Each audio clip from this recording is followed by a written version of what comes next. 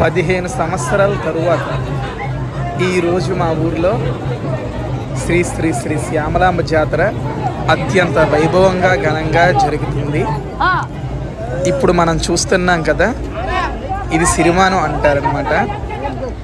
ఈ సిరిమానం మీద జన్నన్న గారు కూర్చుంటారు. అతను పూజారి అనమాట. అవి వస్తున్నారు కదా, ఇతనే జన్నన్న అంటామన్నమాట. ఇతని మీద అమ్మవారు శ్యామలాంబాదేవి ఉంటారనమాట. దీని మీద అతను కూర్చొని మా గ్రామం మొత్తం తిరుగుతుంది ఈ యొక్క సిరిమాన మహోత్సవం. చూడండి ఎంత అద్భుతంగా ఉన్నదో. ఈ వీడియో మొత్తం చూసే ముందు ఒక్కసారి వీడియోకి లైక్ చేయండి.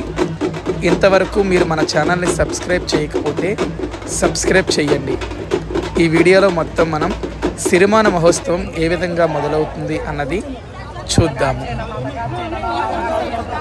ఇప్పుడు శ్యామలాంబ అమ్మవారి యొక్క ఘటాలు అనేవి సాలూరులో ఉన్నటువంటి జన్ని వీధిలో ఉంటాయి.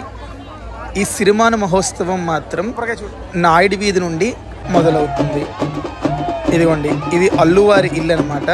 అల్లు వీధిలో నాయుడు వీధి దగ్గర ఉన్నటువంటి అల్లు వీధి నుండి ఈ యాత్ర అనేది ప్రారంభం అవుతుంది.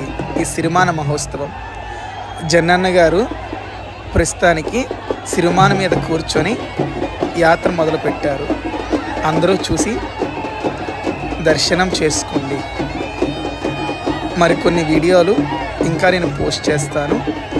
ఇంతవరకు మీరు మన ఛానల్ని సబ్స్క్రైబ్ చేయకపోతే సబ్స్క్రైబ్ చేయండి.